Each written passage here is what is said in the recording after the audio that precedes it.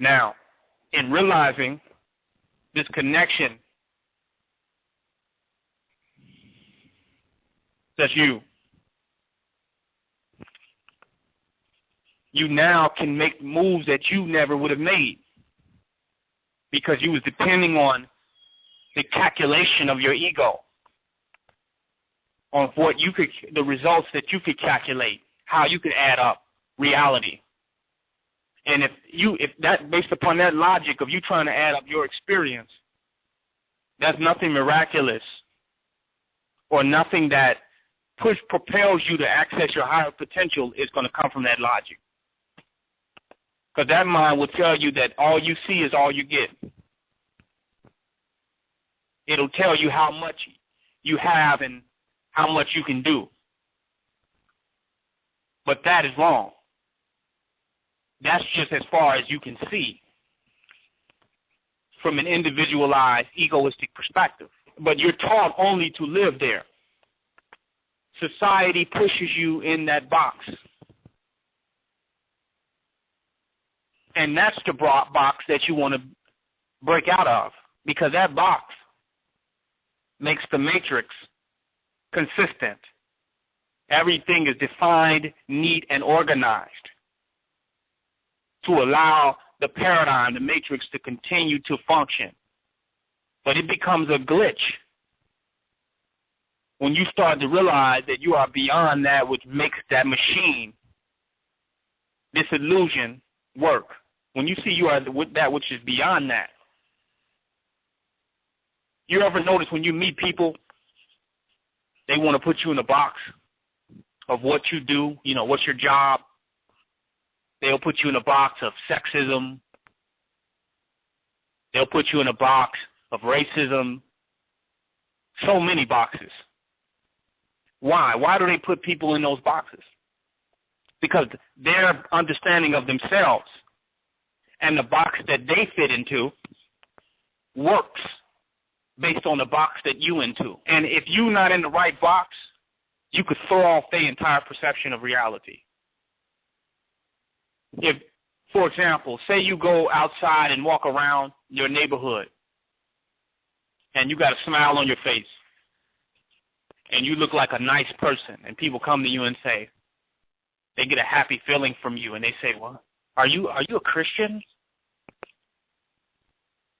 And you say, no. Then that throws their whole box off. Because their illusion needs an illusion to exist, and that's what we don't understand. That's why the power of one person waking up is so dangerous. Because these illusions are catalysts for one another. They're catapulting themselves off each other, and that's how they keep going. And when one person is just so radically different, it forces other people to wake up to the reality that there's something higher or something relative, there's something radically different about all of this.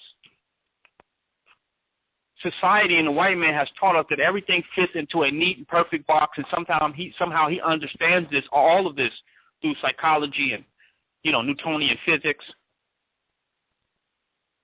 He understands all of this through sociology, ecology, even anthropology. He understands everything. And people believe that and live in what is considered his understanding of it all. And they have an ego that is a birth or a byproduct of his understanding of it all. It's not even of themselves. It's not even their awakened self. It's an expression of the white man's understanding of all of this. That there's black and there's white. He made up these boxes.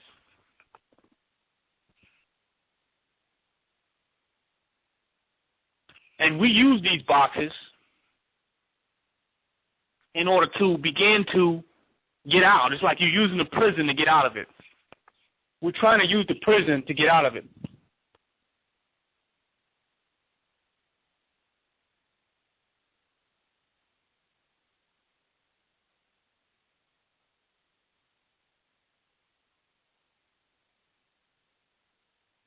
And we're using these boxes.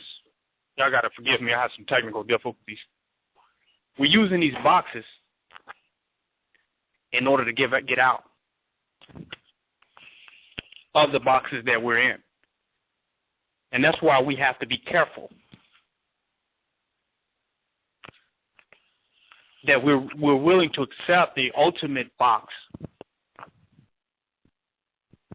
which is boxlessness. Because that's really where we want to get to. Anything that can continue to fit within the definition in any way of the enemy will continue to give him power over us. So we need a radical change of definition. See, black divinity, at its essence, is incomprehensible by the white man. That's why he must bow down to it. It's a totally incomprehensible reality. If he comprehends what you're doing, then it is not divine. The white man is totally bewildered. And even matrix-minded people should be totally bewildered by what you are doing, because it is not validated by their understanding of reality, so it does not validate their understanding of reality. Thus, they cannot control. You cannot have power over what you cannot control. You cannot enslave what you cannot control, and you cannot control what you do not understand. Understanding creates control. If they understand or know what you're doing, or are under the illusion that they do, they will seek to control, and that's how they gain control, through understanding. We think that they study psychology and this stuff for healing. They study these things in order to control, in order to maintain control. And them teaching and educating you is for the purpose of putting you under their control, getting you where they can control you. Freedom is going beyond all of their control. Thus, you don't fit in any of the boxes. And when it looks like you do, that's when they got you. You have to get so far out of their realm and their reality till you become invisible as it relates to their consciousness. That's why these groups is trying to prove something to the white man and be validated by him. It's never going to work. Because as long as he understands what you're doing, that's all he needs to attempt to try to control. And he wants to use you against yourself, use your ego against the infinite you. That's why you have to realize the greater reality of who you are. Because then you cannot even be self-defeated. Every interaction we have with them, they're trying to understand. They first start off trying to understand. And then once they understand, then they try to stand over. Because they think they know more about you and more about what you're doing than you do. That's the matrix mind. We cannot experience anything authentically anymore. We can only experience things based upon predisposed knowledge.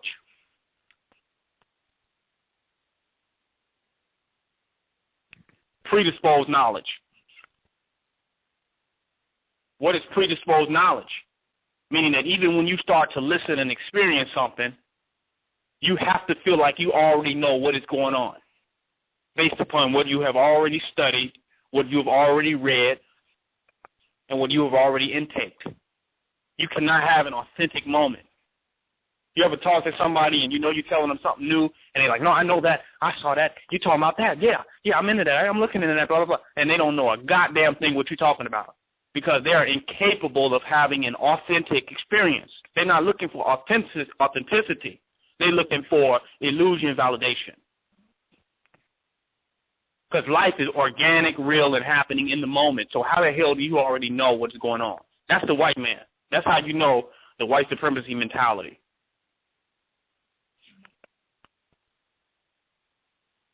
He already knows what is going on and what is about to happen. Period. And he must fit everything into that. Everything must validate his knowledge. This is by addiction. This is his pathology. We've taken that on. We, even ourselves, we want to know our history. Because that history would make us think we know ourselves as though we do not have an infinite future ahead of us. Or that this moment that we're in is not infinite.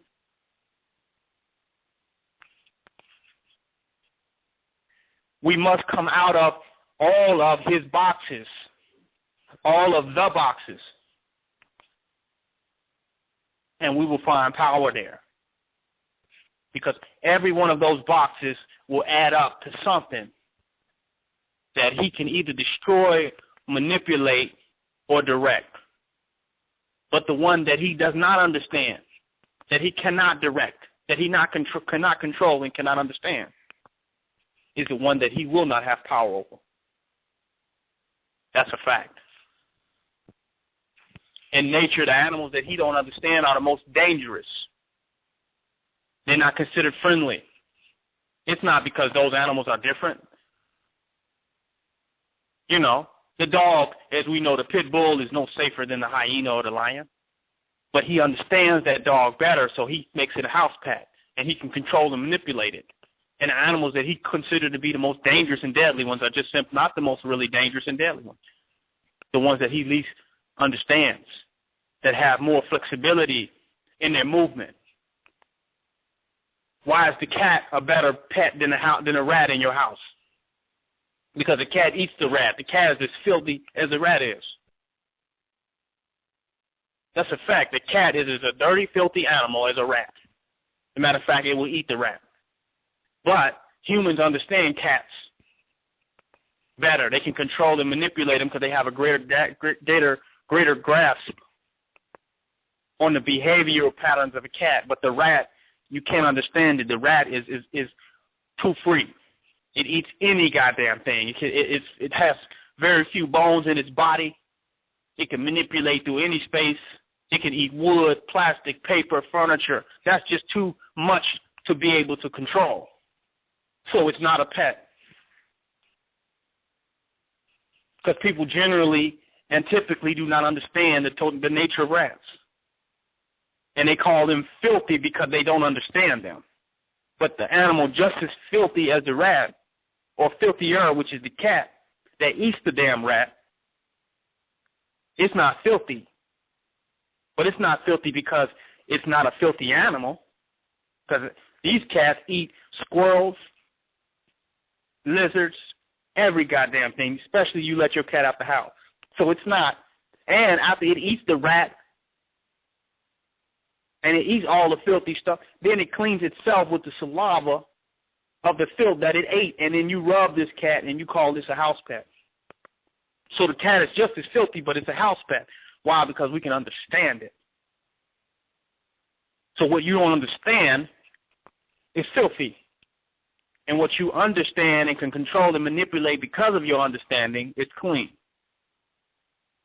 I hope I'm giving you all insight metaphorically into what we're up against.